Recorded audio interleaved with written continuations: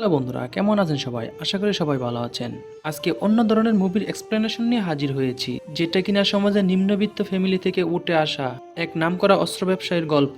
Movie শুরুতে দেখা যায় একজন মেয়ে পুলিশ অফিসার, সে একজন আসামিকে জিজ্ঞাসাবাদ করছে, আর এই আসামির নাম হচ্ছে পালানি স্বামী। সে কুপ্পাম পুলিশ স্টেশনের একজন হেড কনস্টেবল ছিল, কিন্তু তার একটি ভুলের কারণে তাকে সাসপেন্ড করা হয়েছিল। পুলিশ অফিসার সে পালানিকে জিজ্ঞেস করে, পালানি, আমি যা প্রশ্ন করেছি তা তুমি সাফ সাফ উত্তর দাও। পালানি বলে, ম্যাডাম, লোকে যাকে ভগবানের মতো দেখে আমি আপনাকে অবশ্যই তার ব্যাপারে বলবো। সুব্রমানিয়ামকে কেন তাকে সবাই ভগবানের মতো মনে করে? তখনই মুভির ফ্ল্যাশব্যাকে চলে আসে, আর আমাদেরকে এক লোককে দেখানো হয় যে কিনা তাম্মা রেড্ডি নাম করে পুরো গ্রামের লোকের কাছ থেকে জায়গা দখল করে নেয়। তখন গ্রামের লোকটি বলে, আমি আমার নিজের টাকায় জায়গা কিনেছি, আমি কোনো তাম্মা রেড্ডিকে চিনি না। তারপর রাতের বেলা সেখানে তাম্মা রেড্ডি আসে, তাকে মেরে তার বউকে তুলে নিয়ে যায়। এরপরে তারা গ্রামের একের পর এক বাড়িতে এসে তাদেরকে মেরে তাদের জায়গা বাড়িঘর দখল করে নেয়, এবং তাদের অত্যাচারে গ্রামের লোকেরা গ্রাম ছেড়ে চলে যেতে লাগে। তারপরে আমাদের গল্পের নায়ককে দেখানো হয়, যার নাম সুব্রমণিয়াম। সে একটি স্কুলের ল্যাব অ্যাসিস্ট্যান্ট, আর ইনি হচ্ছে তার গার্লফ্রেন্ড, যার নাম দেবী। সুব্রমণিয়াম যে স্কুলের ল্যাব অ্যাসিস্ট্যান্ট, দেবী সে স্কুলের টিচার। এইদিকে সুব্রমণিয়ামের বাবা তাকে কল দিয়ে বলে যে, বাবা, আমাকে কিছু টাকা দিতে পারবি? সুব্রমণিয়াম বলে, সামনে 2 দিন পর আমি বাড়িতে আসব, তখন নিয়ে আসবো। পরের দিন সুব্রমণিয়ামের গার্লফ্রেন্ড বাড়িতে যাওয়ার সময় সে তার গার্লফ্রেন্ডকে অর্ধেক রাস্তা থেকে গাড়ি থেকে নামিয়ে তার স্কুটি করে বাড়িতে নিয়ে যায়, আর তখন বলে যে, যেদিন আমার কাছে অনেক টাকা হবে সেই দিন সবার সামনে করে তোমাকে নিয়ে ঘুরবো। তারা দুজন কথা বলতে বলতে দেবীর বাড়ির সামনে চলে আসে। এইদিকে তাম্মা রেড্ডির লোকজন তারা একজনকে দৌড়াচ্ছে, আর সুব্রমণিয়ামকে বলে, ভাই, আমাকে বাঁচাও, আমাকে তারা মেরে ফেলবে। তখন সুব্রমণিয়ামের সাথে তাদের মারামারি হয়। মারামারি এক পর্যায়ে স্কুলে স্যার এসে তাদেরকে থামায়। তারপর তাম্মা রেড্ডির ছেলে শারদ সে স্কুলের টিচারকে কল দিয়ে বলে, ওই ছেলে কি আমার ব্যাপারে কোনো কিছু জানে না নাকি? আর যদি ওই ছেলে কলেজে থাকে তাহলে আমি তোর কলেজটাকে উধাও করে দেব। এই কথা শুনে টিচার সুব্রমণিয়ামকে স্কুল থেকে চলে যেতে বলে। তারপর সুব্রমণিয়াম সে নিজের বাসায় চলে আসে এবং তার বাবার সাথে দেখা করে। সে বাসায় এসে শুয়ে শুয়ে রেডিওর মাধ্যমে খবর শুনতেছে। তখনই ঘরের বাহিরে কিছু লোকের আওয়াজ শুনে বাহির হয়ে দেখে কিছু লোক সুব্রমণিয়ামের বাবার কাছে দাঁড়ে টাকা পায়, সেই টাকা চাওয়ার জন্য এসেছে। সে তাদেরকে বলে যে, আমি আগামী 3 মাসের মধ্যে আপনাদের সব টাকা পরিশোধ করে দেব।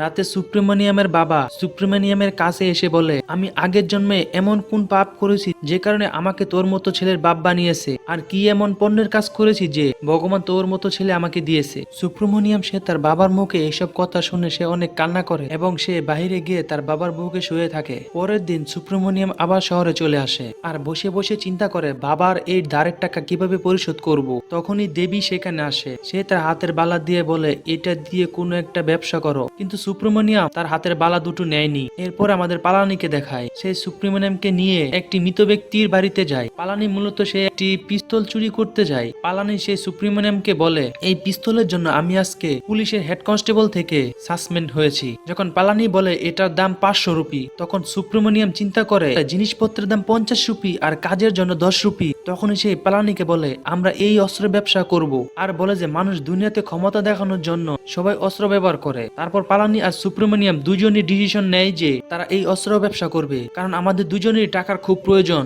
এরপর তারা নিরাপদ জায়গার খোঁজ করতে থাকে যাতে আশেপাশে কোনো বাড়িঘর না থাকে। অবশেষে তারা একটি পুরানো সিনেমা হল দেখে, আর তারা ডিসাইড করে যে এটাই তাদের জন্য পারফেক্ট জায়গা, আর এখানে আমাদের অস্ত্র বানানোর আস্তানা বানাবো। তখনই সুব্রমণিয়াম সে একটা ছিদ্র দিয়ে দেখে তাম্মা রেড্ডির ছেলে মানে শারদ সে একটি লোককে মারতেছে এবং তাকে মেরে সেখান থেকে চলে গেছে। এরপর অস্ত্র বানানোর জন্য সুব্রমণিয়াম সেই সরঞ্জাম সংগ্রহ করতে লাগে, আর সে হুবহু একটা অস্ত্র বানিয়ে ফেলে। পালানি সেটা পরীক্ষা করে অবাক হয়ে যায়। পরে তারা যাদের কাছে বন্দুক বিক্রি করবে তাদেরকে খুঁজতে একটি বারে যায়। সেখানে শারদের সাথে দেখা হয়। সুব্রমণিয়াম শারদের সামনে অস্ত্র দিয়ে বলে, একবার চালিয়ে দেখ, নিজেকে বড় মনে হবে। তখনই শারদের সাথে অন্য দলের গ্যাঞ্জাম হয়, সেখানে তাদের হাতাহাতি হয়। এক পর্যায়ে সুব্রমণিয়াম ওই দলের একজনকে গুলি করে হাতের আঙ্গুল ফেলে দেয়। এটা দেখে শাহরুখ তার বন্দুককে তার বাবা আর তার চাচাকে দেখানোর জন্য নিয়ে যায়। বন্দুক দেখে তাদের সবাই পছন্দ হয়ে যায়, আর সবার জন্য একটি করে বন্দুক অর্ডার দেয়, আর তারা তাদের সবার জন্য একটি করে বন্দুক নিয়েও নেয়। পরে আমাদের দেবীকে দেখানো হয়, যে কিনা সুব্রমণিয়ামের সাথে দেখা করতে আসে।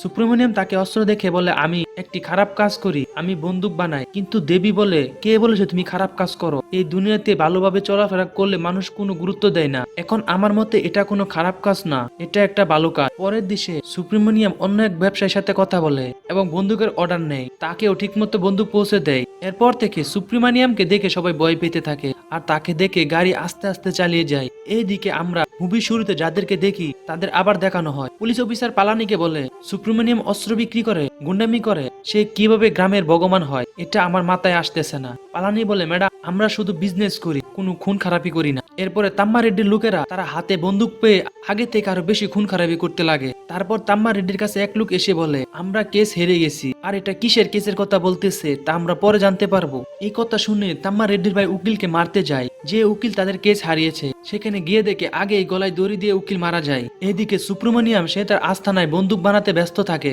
তখনই সে খেয়াল করে যে তাম্মা রেড্ডির ছেলে শারদ সে একটি লোককে মারতেছে।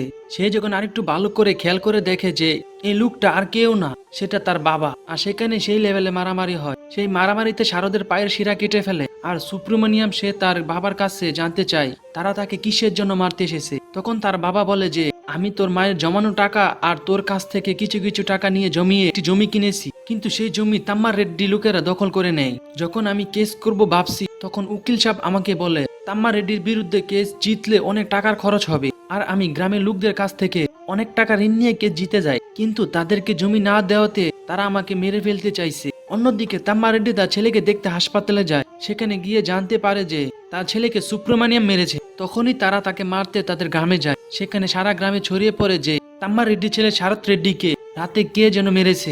এই কথা শুনে বাজারে সবাই খুশি হয়ে যায়, আর বাদাম বিক্রেতাও শুনে তার বাদাম কম দামে বেচতে শুরু করে খুশিতে।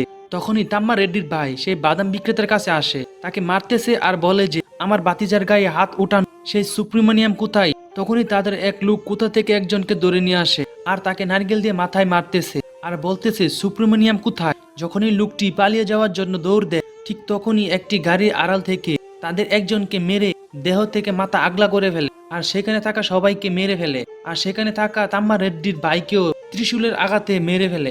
তারপর থেকে সুপ্রিমোনিয়াম সে গ্রামের সকলের কাছে ভগবানের মতো, আর সবাইকে বলে যে তাম্মা রেড্ডির বয়ে যারা শহরে থাকে তাদেরকে গ্রামে আসতে বলো, গ্রামে আর কোনো সমস্যা হবে না। তখন গ্রামের সবাই এক এক করে আসতে থাকে। এরপর থেকে সুপ্রিমোনিয়ামের নাম শুনলে সবাই ভয় পায়। দেবী আর সুপ্রিমোনিয়ামের বাবা তারা দুজন মিলে জমি রেজিস্টার অফিসে যায়। সেখানে তাদের জমির দলিল সমস্যা সমাধান করে দিতে বলে, কিন্তু রেজিস্টার অফিসের স্যার বলে আমাদেরকে চা নাস্তার ব্যবস্থা করে দেওয়ার 30 দিনের মধ্যে কাজ হয়ে যাবে। যখন দেবী সুপ্রিমোনিয়ামের কথা বলে তখন বয়ে 30 মিনিটের কাজ 3 মিনিটে শেষ করে দলিল ফেরত দেয়। আর গ্রামের লোকদের জমির কাগজও বলে কিছুদিনের মধ্যে ঠিক করে দিবে। এরপরে সুপ্রিমোনিয়াম আর পালানি দুজন মিলে এক ফ্যাক্টরি কিনে নেয়, আর সেখানে তারা বন্দুক তৈরির কারখানা তৈরি করে। তারা প্রচুর পরিমাণের বন্দুক বানিয়ে তা বিক্রি করে অনেক টাকার মালিক হয়ে যায়। পালানি সে সুপ্রিমোনিয়ামকে বলে আমি তো এগুলোর একটারও মডেলও জানি না। তখন সুপ্রিমোনিয়াম বলে প্রথমটা এনটিআর রাও, দ্বিতীয়টা এনআর রাও, আর এটা চিরঞ্জীব, আর এটা হলো কৃষ্ণা। তখন পালানি বড় একটা বন্দুক বাহির করে বলে তাহলে এটার নাম কি। সুপ্রিমোনিয়াম বলে যে এটা হলো অমিতাভ বচ্চন। পালানি বলে তাহলে আমরা পুরো ওয়ার্ল্ডে ফেমাস হয়ে যাব। তারপরের দৃশ্যে সুপ্রিমোনিয়াম আর দেবীর বিয়ে হয়।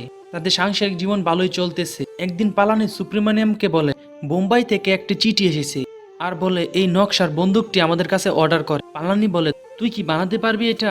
সুপ্রিমোনিয়াম বলে এত বড় অস্ত্র আমি বানাতে পারবো না। তখন তাদের মাঝে একজন বলে ভাইয়া যদি এটা বানায় তাহলে এটা নাম হবে জ্যোতি লক্ষ্মী। তার কয়েকদিন পরে সুপ্রিমোনিয়ামের কাছে একজন লোক আসে।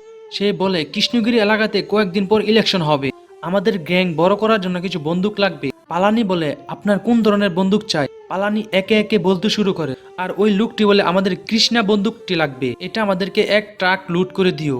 পরের দিন তারা বন্দুক ডেলিভারি দিতে যায়। তারপরে তাম্মা রেড্ডি সেখানে আসে সুপ্রিমোনিয়ামকে মারার জন্য। সুপ্রিমোনিয়াম তার গাড়ি থেকে একটি বড় বন্দুক বাহির করে। সেটা যখন তাম্মা রেড্ডির গাড়িতে ফায়ার করে তখন তারা দেখে সবাই অবাক হয়ে যায়। সেখানে সুপ্রিমোনিয়াম তাম্মা রেড্ডিকে হুঁশিয়ার দিয়ে আসে। তারপরের দেশে সুপ্রিমোনিয়ামের বাবা সুপ্রিমোনিয়ামকে বলে তুমি যে হাতিয়ার বানিয়ে বিজনেস করতেছো আমি জানি না সেটা ভালো নাকি খারাপ, কিন্তু এই হাতিয়ারের মাধ্যমে মানুষকে মারা হয়, এটা আসলে খারাপ, তুমি এগুলো ছেড়ে দাও।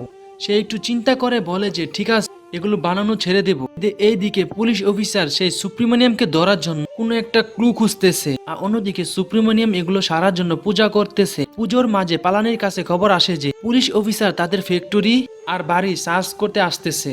এই কথা শুনে তাদের সবকিছু জায়গা থেকে সরাতে শুরু করে। তাদের বাড়ি ঘর সার্চ দিয়ে যখন কোনো কিছু খুঁজে না পায় তখন পুলিশ অফিসার সেখানে থাকা সবাইকে সার্চ করতে বলে। যখন পুলিশরা সবাইকে চেক করতে যাবে তখন সুপ্রিমোনিয়ামের পাশে থাকা একজন লোক নার্ভাস ফিল করতেছে। সে খেয়াল করে দেখে যে তার কোমরে একটি বন্দুক আছে।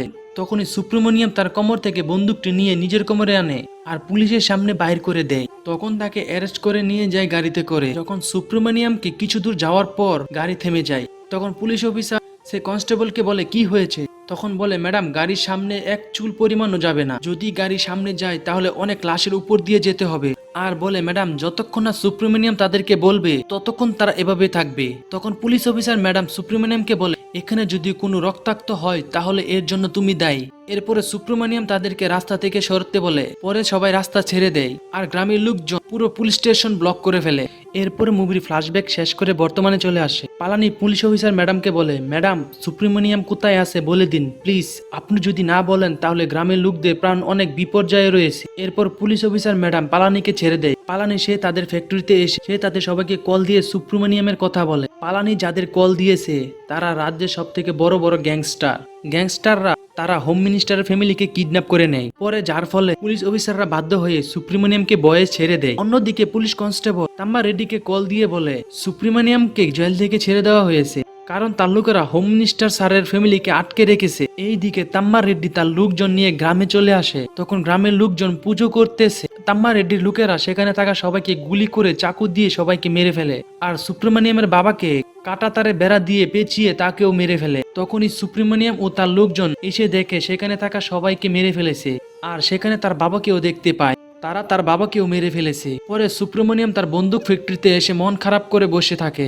আর প্রতিশোধের আগুনে জ্বলতে থাকে আর সে তার মনের মতো সব থেকে শক্তিশালী অস্ত্র বানাতে থাকে। এরপরে সুব্রমণিয়াম তাম্মা রেড্ডির ছেলেকে গাড়ির সামনে বেঁধে রাখে আর তার সামনে তার ছেলের মাথা থেকে দেহ আলাদা করে ফেলে। তখনই তাদের মধ্যে অনেকক্ষণ বন্দুক যুদ্ধ হয়। সেই বন্দুক যুদ্ধে তাম্মা রেড্ডির অধিকাংশ লোক মারা যায়। তাম্মা রেড্ডির এক লোক তখন দেবীকে তুলে নিয়ে আসে আর তাকে বলে যে এই দিক দিয়ে দৌড়ে যাওয়ার জন্য। সুব্রমণিয়াম সে দেবীকে আসতে না করে, কিন্তু দেবী সুব্রমণিয়ামের কাছে কোনো মতে এসে পড়ে। সুব্রমণিয়াম সে দেবীকে বলে তুমি এই দিক দিয়ে চলে যাও, আমি একটু পর আসতেছি। এরপরে তাম্মা রেড্ডি আর সুব্রমণিয়ামের অনেক মারামারি হয়। এক পর্যায়ে তাম্মা রেড্ডিকে তার সেই শক্তিশালী অস্ত্র দিয়ে মেরে ফেলে আর মুভিটি সেখানেই শেষ হয়ে যায়। সো বন্ধুরা, মুভিটি আপনাদের কাছে কেমন লেগেছে তা কমেন্টে জানিয়ে দিন। ভিডিওটি সম্পূর্ণ দেখার জন্য আপনাকে ধন্যবাদ।